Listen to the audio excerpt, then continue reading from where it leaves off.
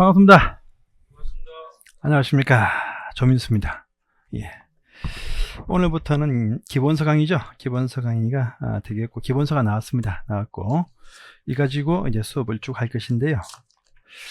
자, 우리 그 2차만 하시는 분이 혹시 이 자리에 계십니까? 2차만 하시는 분? 다 1차와 같이 하십니까? 그러시면 이번 과정을 열심히 하십시오. 이번 기본서 과정을 열심히 하셔가지고, 심화 과정 때는 1차를 같이 하시면 좀 보시기가, 2차 보시기가 좀 힘드십니다. 1차를 위주로, 이 추위가 끝나는 시점이죠. 2월달, 3월달부터는 1차 위주로 하셔가지고 6월 말까지 한 4개월 뭐 정도 1차에 집중하셔야 됩니다.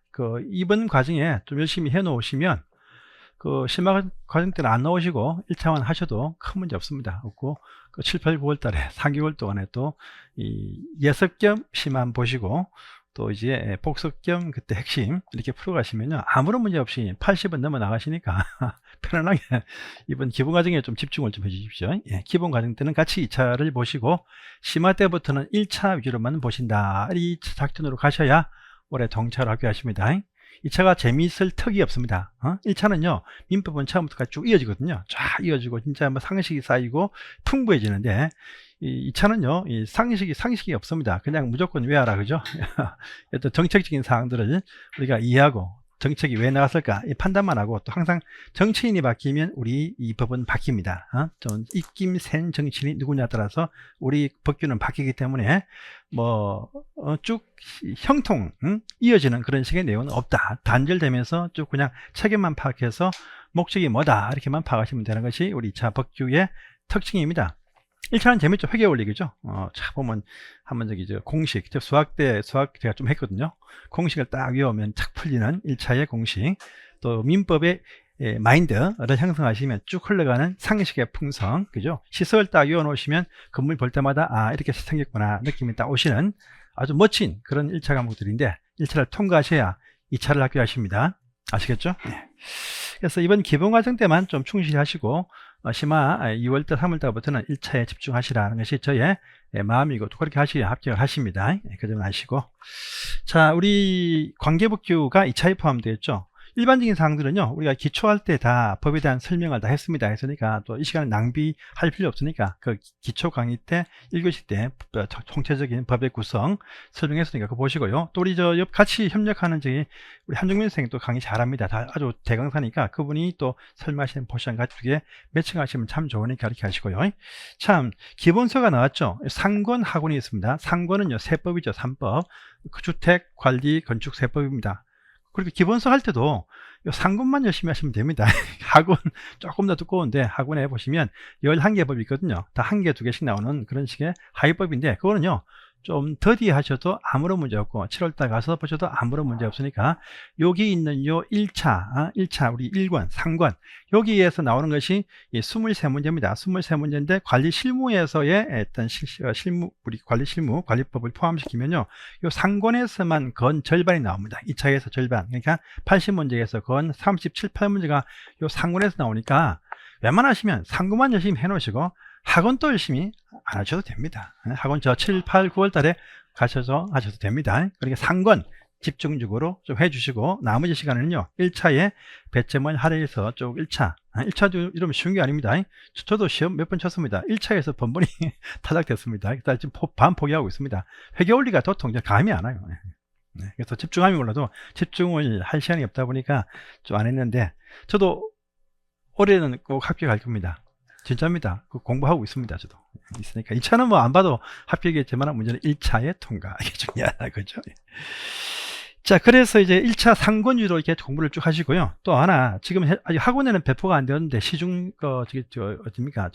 인터넷도 팔고 있는데 체계도입니다. 체계도인데 이것은 앞전판입니다. 학원에 아직 안 들어왔어요, 책이. 그래서 시중에 체계도가 팔고 있는데, 이 체계도는요 우리 딱 보시면 기본서를 놓고 체계도를 딱 펼쳐 보시면 중요한 사항이 더더욱이 또 잘 되어 있습니다. 그러니까 체계도에 있는 내용만 보셔도 여기 확대해서 기본서 찾아보셔도 충분하다는 것이죠. 체계도가 하나의 방향타 안내 표지판이다 보시고요. 체계도는요 따로 특강도 있지만 그 관계없이 요건 꼭 하나 사놓으셔 가지고요 같이 기본서 볼 때 같이 보시면 너무나 좋은 효과가 분명히 나옵니다. 그래서 이거 보시면요 우리 기본서 아니어도 딴 기본서 봐도 이 책에도 딱 펼쳐놓고 보시면 어디에 중요한 쟁점들 파악할 수 있으니까 책에도 꼭 사보십시오. 이건 뭐 제가 제 수입은 없습니다. 없고 강의할 때 이번에 쓰려고 했는데 특강을 하다 보니까 안 팔린다 가지고 책만 이번 첨부 못하지만 제가 7, 8월 달에는 이거 첨부해서 같이 수업을 할 겁니다. 자민 띄워놓고 할 거니까 그렇게 하시고요. 자, 어쨌든 간에 우리 기본서 과정 오늘부터 시작됩니다. 오늘부터 이제 12주간의 기본서 과정을 준비하고요. 충분한 시간입니다. 기본서이기 때문에, 기본이기 때문에 아주 어려운 심화적인 사항들은요, 이번엔 통과합니다. 통과하는데 그 심화적인 사항이 실제 40문제에서 한 4문제가 시험에 꼭 듭니다. 그런 문제까지 터치하는 것은 다음 과정 때 심화 때 제가 터치하니까 이번 과정 때는요, 그런 부분 없이 한 30한 두세 문제가 꼭 나오는 기본 과정만 가지고 수업을 하겠습니다. 아시겠죠? 32문제 맞히면요, 여러분 아주 고득점이 됩니다. 고득점. 아무런 문제 없습니다. 70점 정도만 딱 평균 나오시면요, 편안하게 2차 합격을 준비하시고 이제 그 다음 과정, 실무를 위한, 실제 채권을 위한 과정을 또 준비하시면 됩니다. 행간에 보니까 무슨 관리사를 따시면 뭐 박봉이다 하는데 안 그렇습니다. 예, 박봉입니다. 관리사 보일 때는요, 3년간은 말입니다. 사보일 때는요, 좋은 월급을 받는 큰 단지에 갈 수가 없습니다. 아시죠, 여러분들? 규모 작은 단지 가시면 관리비가 좀 세죠. 그 규모 큰 단지가 좀 쌉니다. 왜? 관리 인력들에 관한 이 파샤, 그죠? 이거 배분이 많다 보니까 비용이 좀 다운돼. 그런데 규모가 작은 단지는요, 비용이 올라가지 않습니까? 그러니까 이제 관리비가 좀 비싸다. 그런 비싼 단지, 관리비 비싼 단지에 가시면요, 인건비가 좀 쌉니다. 싸요. 그래서 사보인 상태는요, 300만원 언저리가 겨우 나옵니다. 근데 이 3년 끝나시고 4를 따시면요, 기본 4자 붙는 출발해가지고 5자도 참 많이 있습니다. 제 아내도 지금 이 4가 된 지가 벌써 12년 됐는데, 배웠는데 제한테 배웠습니다. 제가 가라 해가지고 학원에서 공부시켜가지고 합격을 시켰는데, 근데 그 지금 이제 계속 그 제한이 옵니다. 12년째 넘어가니까 또 잘해요.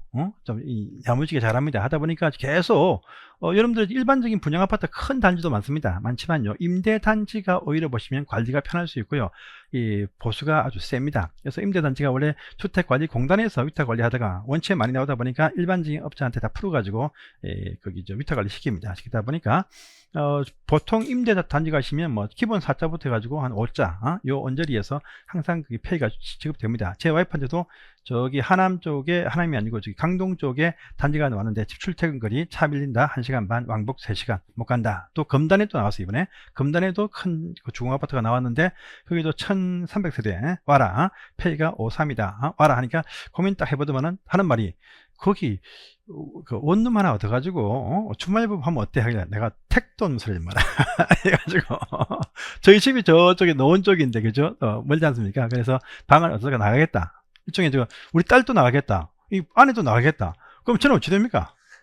못 간다 해가지고 막살도 하라 해가지고 이제 저 위에 어정보나 양주 쪽에 나오면 몰라도, 그죠? 금단은 좀 멀죠. 그래서 차 막히면 1시간 반인데 거기도. 그래서 못 간다 해가지고 막았습니다. 5자 3자가 페이 제한이 왔습니다. 이만치 여러분 정을 따시면요, 3년 넘어가시면 웬만한 지금 뭐 550만원, 뭐 580만원, 480만원짜리는 다 보입니다. 다 보이는데 공제액이 별로 없습니다. 저희 쪽 공제가 별로 없다 보니까 거의 실수령액이 95% 정도 받습니다. 받다 보니까 실제 보시면요, 야무지게 여유있게 여러분 75세 80세 갈 수 있습니다. 일정을 따놓으십시오. 따고 보십시오. 따고 보시면요, 좋은데 참 많습니다.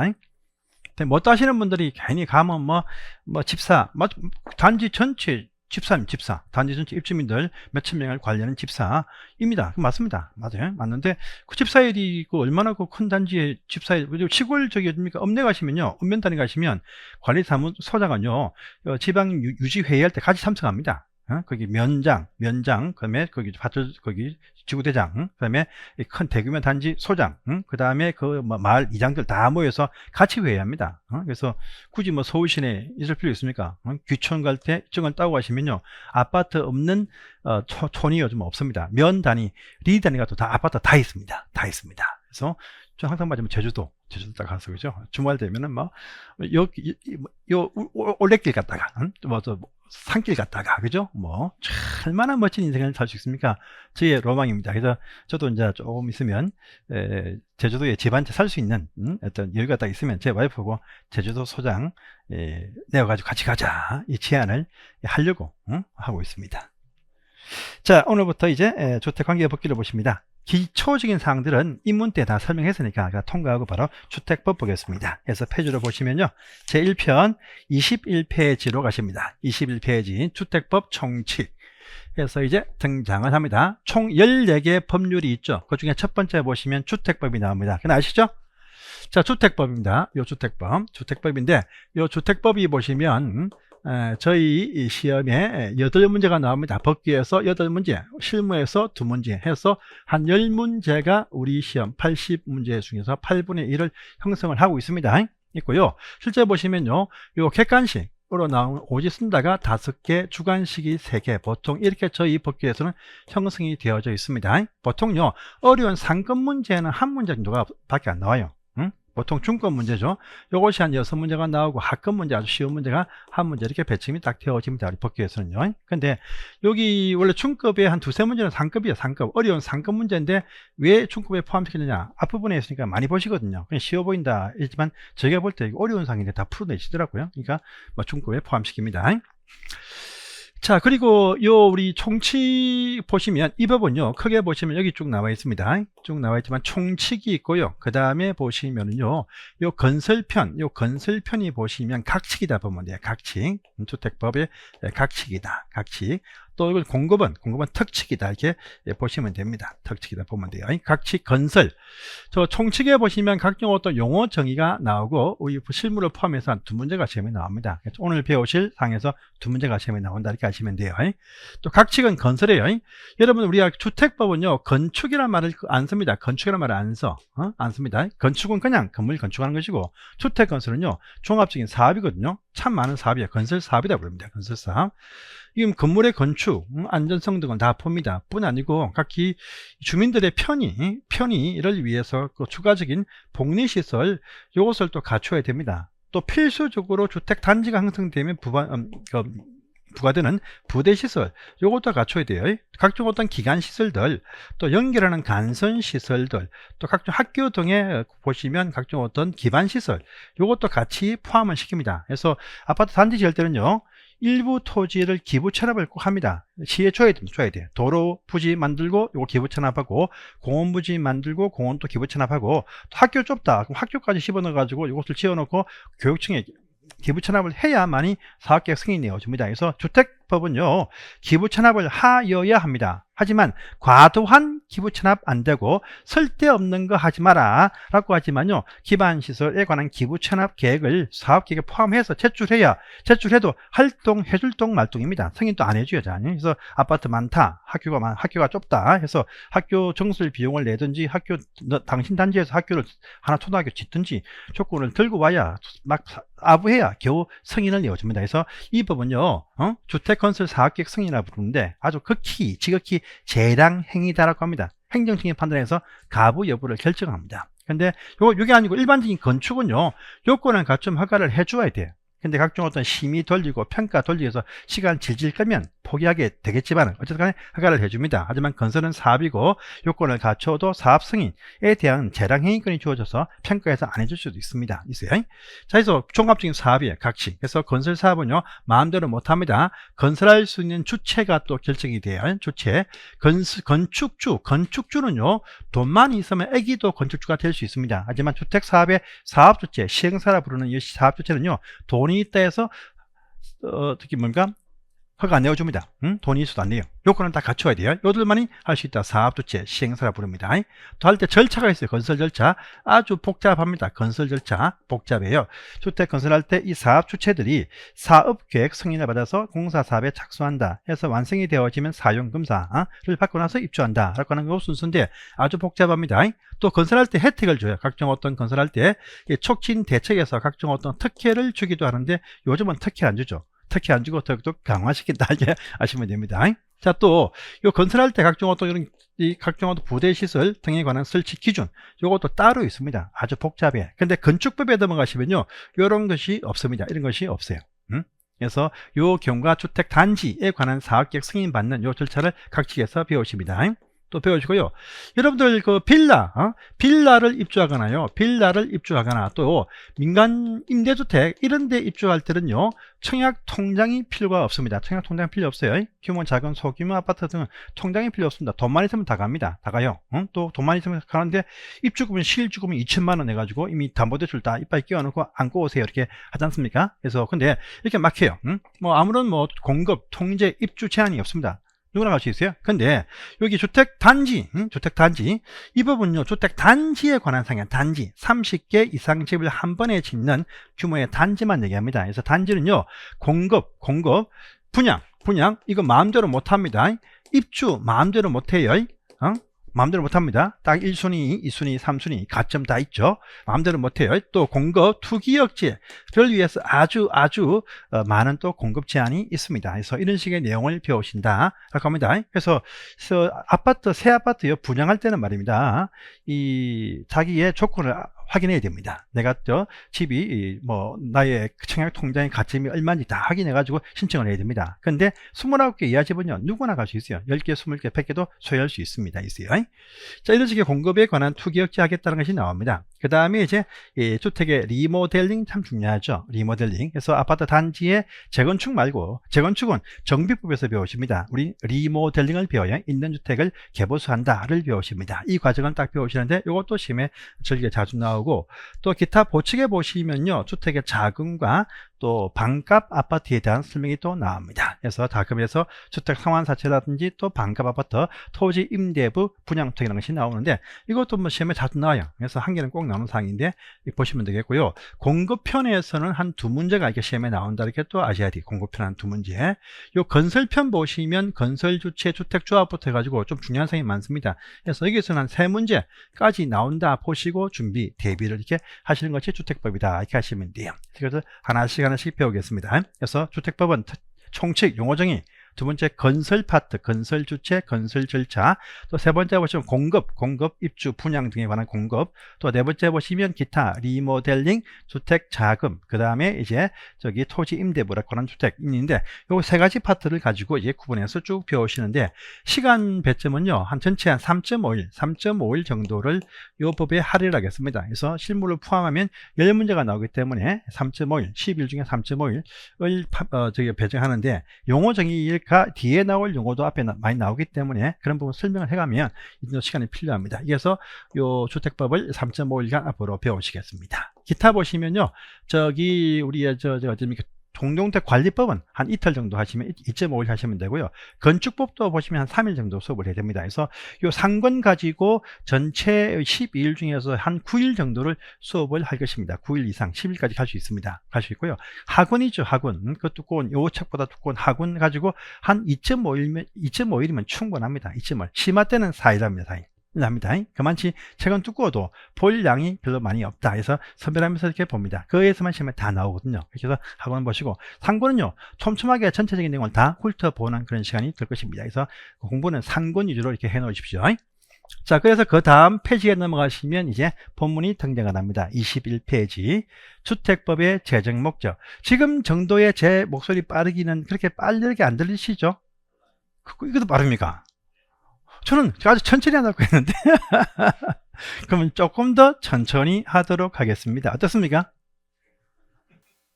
제가 미쳐버려. 편하게 할까요? 편하게 하다 보면 빠르게 늦게 이렇게 왔다 갔다 하겠습니다. 예.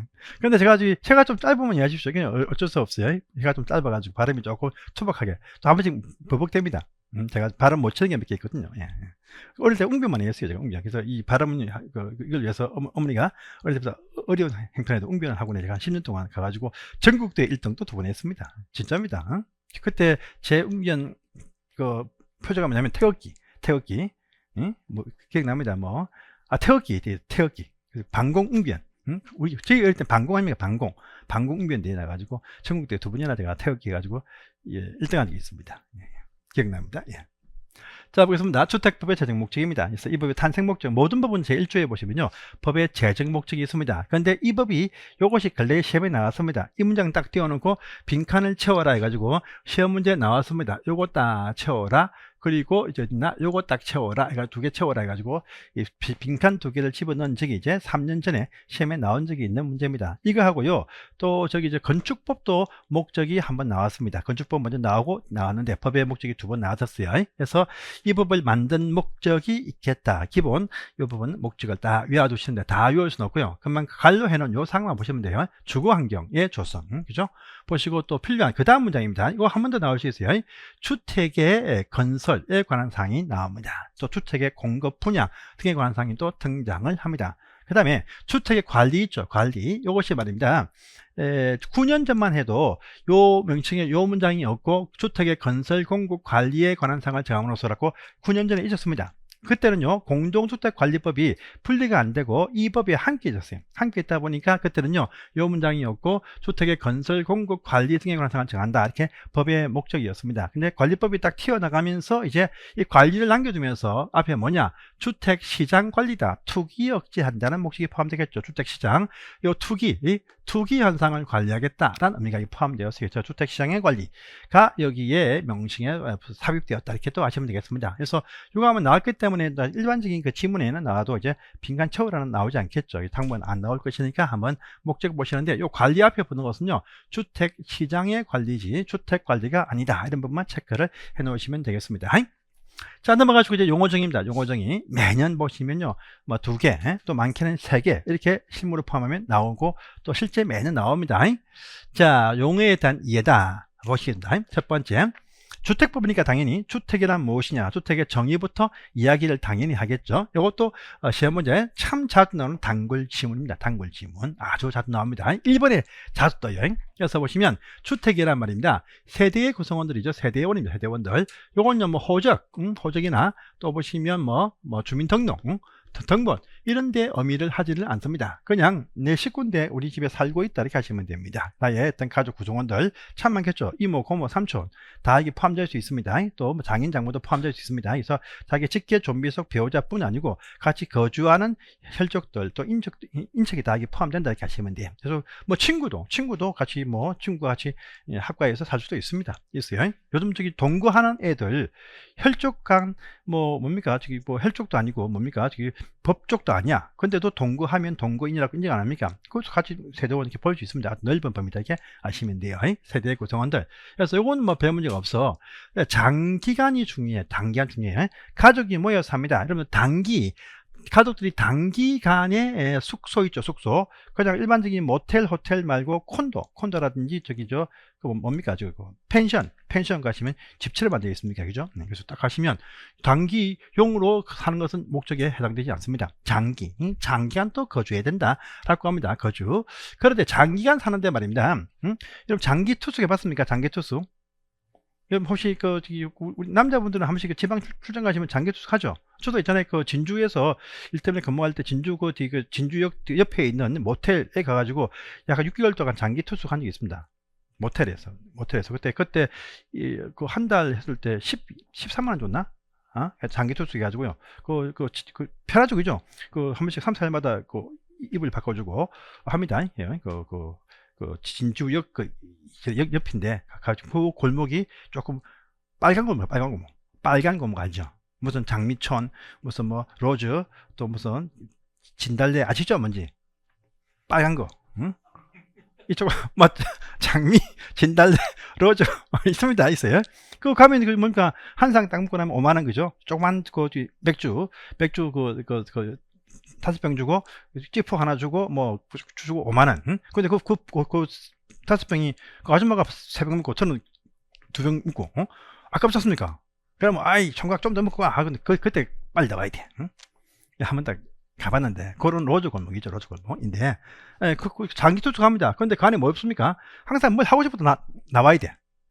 술을 먹거나 밥을 먹거나 나와야 됩니다.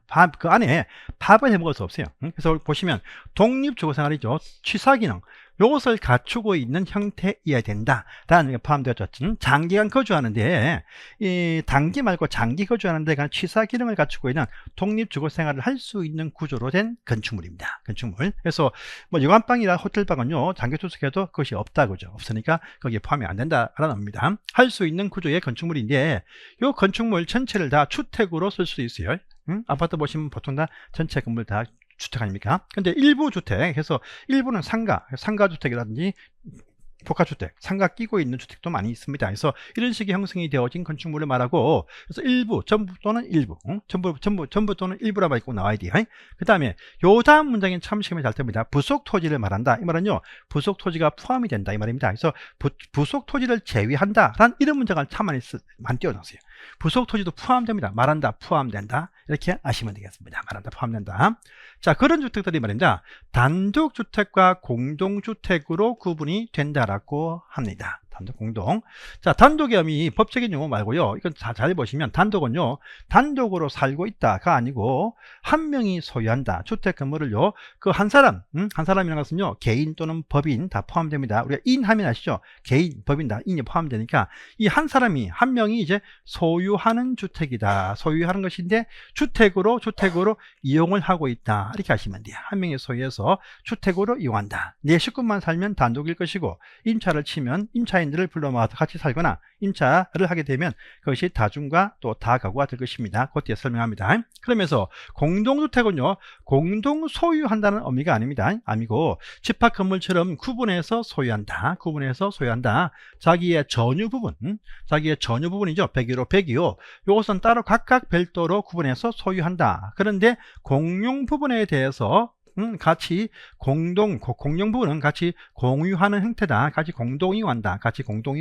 이렇게 하시면 되겠습니다. 그래서 내 집 100이로 100이요는 구분해서 소유했지만 나머지 복도, 계단 등은 같이 공동 이용, 공유하는 형태다. 이렇게 하시면 돼요. 이것이 바로 지분은 차이 나죠. 여러분 항상 지분하면 뭡니까? 지분. 토지에 대한 지분하면은 전유 부분의 면적 비율에 의합니다. 집 평수에 따라서 지분이 주어지고 또 마치 관리 비용도 그만치 더 나온다 이렇게 아시면 돼요. 그래서 큰 평수에 살면서 차 없이 다 참 이거 억울합니다. 억울해요. 큰 평수 사시면 차 한 2대, 3대 이빨에 딱 끼워놓고 그죠. 또 마당을 좀 더 많이 운동하시고 또 애들 또 뭐 친척들 불러가지고 애들 놀이터에 또 많이 굴리고 해야 이용 가치를 뺍니다. 큰 집에 살면서 평소 차도 없이 놀이터에 한 번도 안 가시고 그러시면 그 비용에 다 나가는 건데 그죠? 많이 이용해야 됩니다. 이용은 누구나 할 수 있죠. 그 비용은 전유 부분 면적에 따라서 비용이 할당이 된다 이렇게 하시면 됩니다.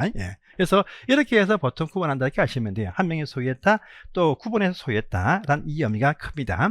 자, 그리에서 보시면요. 자, 그리에서 밑에 보시면 그러한 주택도 상세하게 단독과 그 다음에 다음 페이지 보시면 공동주택 이렇게 구분이 딱 되어집니다. 상세한 내용을 보십니다. 보시는데 단독에 보시면 또 한 가지가 아닙니다. 또 세 가지로 구분을 합니다. 단독은 다시 지금 표안에 보시면 단독택이 있고요. 아무런 내용이 없죠. 또 그 다음에 다중주택이 있어요. 다중주택. 또 그 다음 페이지에 보시면 다가구주택에서 세 가지로 구분을 한다라고 합니다. 자, 이거 딱 볼 때 말입니다. 시간이 좀 걸려도 항상 요 부분을 꼭 정리하시고 넘어가셔야 됩니다. 뭐냐 하면 이 면적과 청수와 계층이란 차이점이 있는데 이건 꼭 한번 짚고 넘어가셔야 됩니다. 이걸 꼭 아셔야 돼요. 해서 보겠습니다. 보시면요. 자, 우리가 여기 청수란 말 나와요. 청수. 청하고 계층이란 말 나옵니다. 계층. 이거 하고요. 이 바닥 면적이라는 부분들이 뭐 신문에도 많이 나옵니다. 바닥 면적. 그 다음에 더 많이 나오는 것이 연면적. 이런 말을 부릅니다. 연면적이라 불러요. 연면적.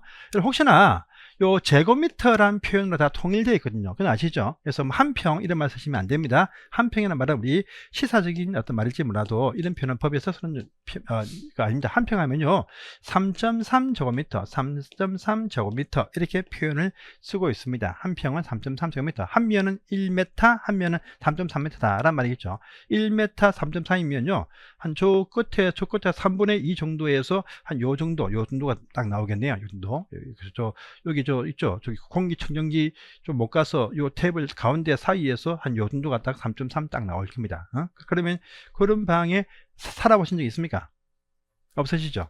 저는요, 이 고시 생활을 좀 오래 했습니다. 신림동. 그 신림동 밑에도 가시면 원룸 많거든요. 근데 그 원룸은 좀 세고, 좀 새가 셉니다. 그 산자락에, 그 관악산 산자락을 딱 보시면요, 이 촌이 쫙 보이거든요. 그 올라가 보시면 한 건물 속에 방이, 그런 방들이 한 건물 속에 80개, 70개, 또는 뭐 40개, 30개 쭉 되어진 건물이 참 많거든요. 거기에 저는 한 10년간 있어봤기 때문에 잘 압니다. 혼자 살기 편합니다. 편해요. 청소하기 편하고 조그마하니 그죠? 에어컨 다 붙어 있고 책상 붙어 있고 얼마나 편한데 그죠? 저도 한 번씩 와이프랑 싸우고 집 나올 때 갈 때가 거기입니다. 2번 가봤던 2번. 딱 집 나올 때 차 있으니까 이 뭔가 큰 통 하나 딱 그 뭐야 트렁크에 그 시기에 입는 옷 집어넣고 이제 양말 속옷 딱 집어넣고 야, 내 간다. 방 있나? 몇 방 비었다. 그거 잡아놔. 바로 바꿔주죠. 좀 갈 때가 있어요. 갈 때가 있어요. 그 한 15일, 한 달 있다가 또 살겨보니 조용히 집으로 안 들어오겠습니까? 옵니다. 예. 간식 산통에 가시면 바로 위에 관악산 넓기 좋습니다. 슬리퍼 신고 산 정상을 왔다 갔다 합니다. 그 가면서 뭐 신발은 뭐 K2 신고 막 올라가는데 바로 산 뒷동산인데 그죠? 슬리퍼 신고 올라갑니다. 과거에 지금은 큰일 나죠. 나가라 또 절대 안 나고 딱 붙어 있습니다. 예. 이 편 참 중요해요. 해서 보겠습니다. 자, 그래서 이제 개청과 이제 청수란 부분의 차이점부터 간단하게 보겠습니다. 요 청수입니다. 청수, 또 개청, 이건 상당히 중요한 구분의 차이점이 있습니다.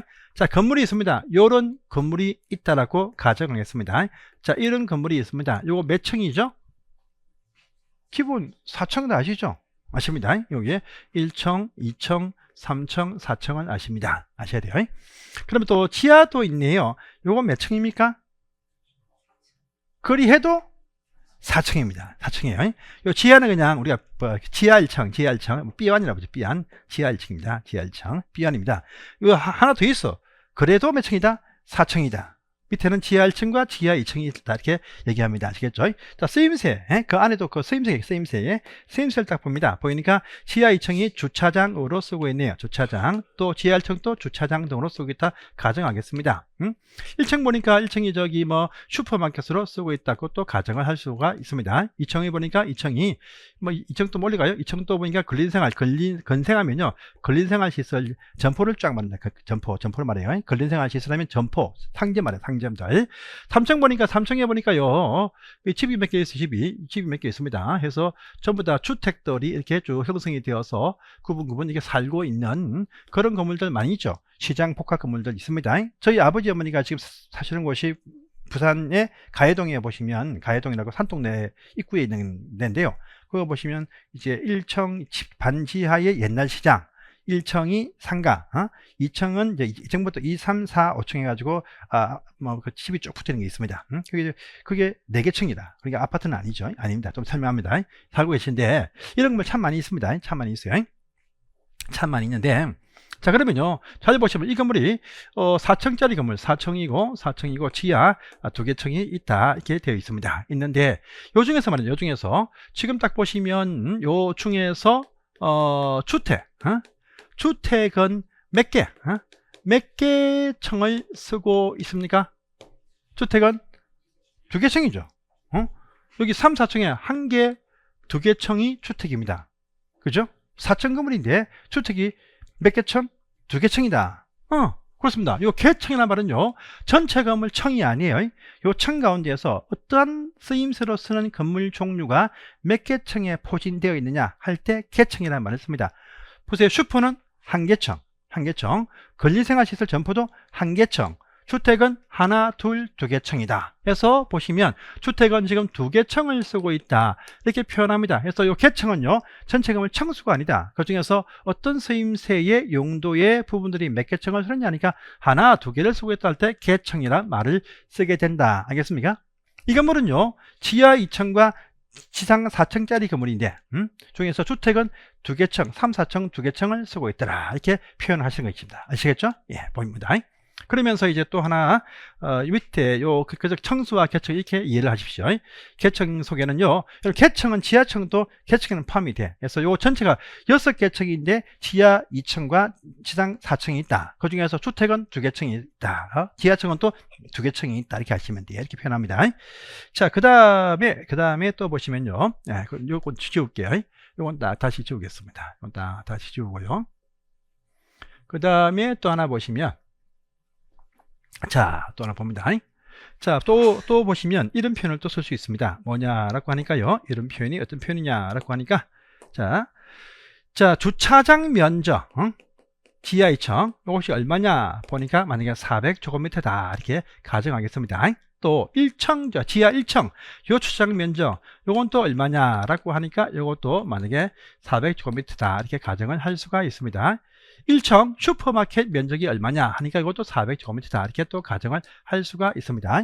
또 근린생활시설 상가 면적이 또 얼마냐 2층 상가 하니까 이것도 400제곱미터다 이렇게 가정을 할 수가 있습니다. 또 상가 또 주택 요 3층 주택들 또 보니까 다 합쳐서 400제곱미터다 합니다. 요 안에 보니까 100짜리가 4개 있다 이렇게 또 아시겠죠? 4개 있네요. 4개. 여기도 보니까 400제곱미터이고 요 안에 보니까 100제곱미터 30평짜리가 총 4개가 있다 이렇게 또 알 수가 있습니다. 있어요. 자, 요 400이 또 무엇이냐 라고 부를 때 보시면요, 우리가 표현을 이렇게 합니다. 이 400이 뭐냐 라고 하니까 요 400들이 말입니다, 바닥면적이다 이렇게 표현을 하고 있습니다. 그래서 지하 2층 주차장 바닥면적이 얼마냐 하니까 400제곱미터다. 1층도 마찬가지다. 슈퍼마켓 1층에 요 바닥면적이 얼마냐 하니까 400이다. 2층 상가 다 합친 바닥면적이 얼마냐 하니까 400이다. 3층 주택들 다 합한 면적이 얼마냐 하니까 이것도 400이다. 바닥면적이다. 4층 또 역시 바닥면적입니다. 바닥면적. 각 층별로 보시면 바닥면적이 나와. 또 여기 보시면 100짜리가 총 4개 있죠. 그러면 보시면 뭐 401호, 402호, 403호, 404호 각각 여기 벽 안쪽에 요 부분도 요게 100, 요게 100, 요게 100 합쳐가지고 400이 나왔겠죠. 그래서 각 층별로 아주 일부에도 요 바닥면적이 다 있습니다. 401호만의 바닥면적은 요만치가 100이다. 402호도 이만치가 100이다. 이렇게 구분을 할 수가 있습니다. 있어요. 요 한그물 속에 잘 보시면요, 한그물 속에 요 바닥을 전부 다 합쳐보면 얼마나 옵니까? 요 바닥을 요 각층, 이 정청, 요 각층, 지하층을 포함해서 각층 요 바닥 면적을 전부 다 합쳐보면은 얼마가 됩니까?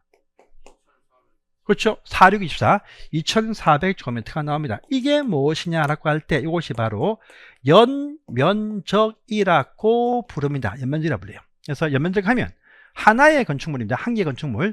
지하철을 포함해서 전청의 바닥 면적을 전부 다 합한 것이 뭐냐? 연면적이다 합니다. 그런데 만약에요, 여러분들 보시면 요 한 필지입니다. 만약에 이쪽이 어딥니까? 강남동 14번지 한 필지에 보시면 건물이 한 동이 이렇게 있을 수 있고, 이 건물 안에 필지 안에 건물이 2동이 이렇게 나올 수도 있습니다. 만약에 요 건물이 이겁니다. 이거.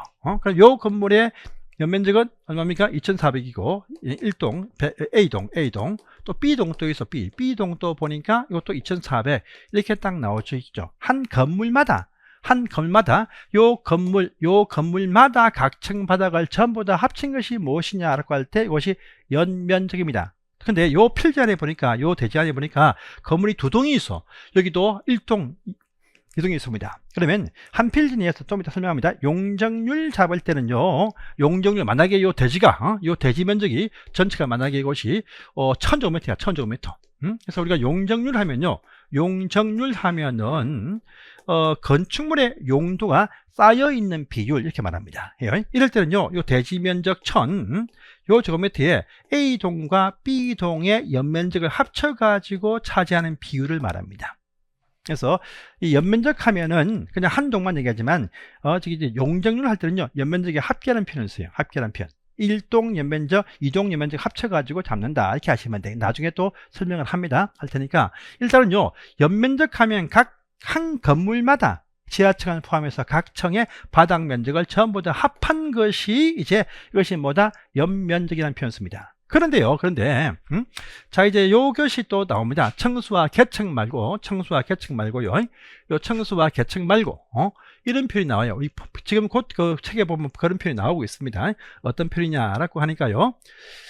자, 이런 표현이 나옵니다. 그래서, 보시면, 바닥 면적의 합계, 합계라는 표현이 나옵니다. 합계. 이 표현 나와. 근데 연면적, 한 건축물에 각 층의 바닥 면적을 전부 다 합한 것은 당연히 연면적이죠. 그죠? 근데 지금 보세요. 자, 21페이지 책을 딱 보십시오. 책을 딱 보시면 그 밑에 보시면요. 어떤 표현 나옵니까? 책을 딱 보시면 다중주택의 표현 딱 보시면 동그라미 3번 편에 딱 보시면 첫 번째 줄에 한 개의 동의 주택으로서는 바닥 면적의 합계가 바닥 면적의 합계가 660제곱미터 이하인 것이다 라는 말 뜨죠. 그러면 하나의 건축물에 전체에 다 합한 연면적은 항상 연면적이라는 표현을 꼭 씁니다. 꼭 써요. 그런데 바닥 면적의 합계라는 이 표현이 나올 때는요, 한 개 건물 전체의 바닥 면적의 합계를 의미하는 것이 절대 아닙니다. 한 개 건물에 각 층 바닥을 전부 다 합한 것은 항상 보시면 무조건 연면적이라고 쓰게 되어 있습니다. 그래서 바닥 면적의 합계 이 표현을 쓸 때는요, 자 보세요. 그러면 이 경우입니다. 요 경우가 지금 딱 보이죠. 요 경우가 보이는데 어떤 경우냐라고 하니까 바로 요겁니다. 자, 딱 보시면 자, 지금 딱 보시면 전체가 이 건물이 800이에요. 800. 2400. 요 건물이 딱 보니까 전체가 2400입니다. 2400. 연면적이. 그렇죠? 근데 여기 있는 주택이 요 건물 속에 몇 개 층이 됐습니까? 2개 층이죠. 2개 층이고 주택으로서는 요 2개 층만 바닥 면적을 합쳐 보면은 얼마가 나옵니까? 800이 나오죠. 이럴 때만 이 표현이 등장을 꼭 합니다. 전체 건물 연면적이 아니고 그 안에서 주택으로 쓰고 있는 요 2개 층만 바닥을 합쳐보면 얼마입니까? 할 때 800이다 할 때 그때만 표현이 반드시 바닥 면적의 합계라는 표현을 쓰게 되어 있습니다. 한 건물 토탈 면적은 항상 무조건요 연면적이라고 통일되었습니다. 그래서 요것처럼요 법문의 표현에서 바닥 면적의 합계란 이 표현이 될 때는 항상 요 안에서 요렇게 주택으로 쓰는 또 무엇으로 쓰는 그쪽 부분만 바닥을 합쳐보니까 얼마냐 할 때만 바닥 면적의 합계라는 표현을 쓰게 되어져 있습니다. 알겠습니까? 이렇게 표현 씁니다. 해서 딱 봅니다. 해서 단독을 딱 보시면요 봅니다. 다시 본문을 딱 가서 딱 보겠습니다. 자, 우리 단독에서 보면 다시 또 세 가지로 구분합니다. 하는데 첫 번째 보시면 단독이 떠요. 단독에서 단독이 나옵니다. 이건 뭐냐? 아무런 설명이 없죠. 그냥 규모 불문, 크기 불문. 알겠습니까? 주택으로서는 건물 속에 한 가족만 그 안에 거주한다는 의미입니다. 주인집이 거주하든 임차인 식구가 거주하든 한 식구들만이 그 건물 속에 거주하는 것이 바로 그것이 단독에서 단독입니다. 이 건물이 3층이든 5층이든 8층이든 묻지 않습니다. 그 안에 보니까 이 도우미 분들을 안 물어요. 안 묻고 순수하게 주인 세대가 한 가족만 살고 있다. 규모가 작은 10평짜리든 100평짜리든 300평이든 묻지 않습니다. 그럼 세계에서 제일 큰 단독주택이 어디 있습니까? 국물보다 더 큰 게 있어요. 있습니다. 인도 가니까 뭐 철강회사인가 거기 주인이 뭐 몇십 층을 그냥 혼자 딱 설고 있죠. 혼자. 도움이 아니 방이 뭐 몇백 개 단독이 있습니다. 있어요. 베르사유 궁전. 그것도 왕족들이 쓰는 단독주택 아닙니까? 우리 저기 경복궁. 경복궁도 왕이 주인되는 전부 다 도움이 아닙니다. 도움이. 왕이 주인되는 단독주택이라 볼 수 있겠죠. 공간이겠지만 예. 지금 말하면 공간이죠. 공간. 여러분 가을에 단풍이 제일 좋은 곳이 어딘지 아십니까? 서울에서 북한산 아닙니다. 제가 태어나서 본 제일 좋은 단풍은요 창경궁 단풍이 최고 멋지더라고요. 색깔도 잘 되어 있어. 하얀색, 붉은색, 노란색 잘 되어 있습니다. 창경궁 멋집니다. 그런 것이 한 사람이 가족들의 단독적이다 보면 돼요. 지금은 공간이겠지만 그래서 불문입니다. 그 다음에 다중주택부터 해가지고요. 요 다가구. 저번 시험에 요 표현들이 나왔죠. 저번 시험에 다중, 다가구, 그 다음에 연립과 다세대에 관한 구분이 두 문제가 나왔어요. 저번 시험에, 이번 시험에 두 문제가 건축법과 주관식에서 두 문제가 떴습니다. 연립주택과 다가구에 관한 구분에 관한 정확한 개념, 요 바닥면적, 청수, 개청 이 부분에 대한 묻는 문제가 이번 시험에 두 개 나왔습니다. 진짜 두 문제 나왔어요. 그래서 중요하니까 10분을 쉬었다가 하도록 하겠습니다.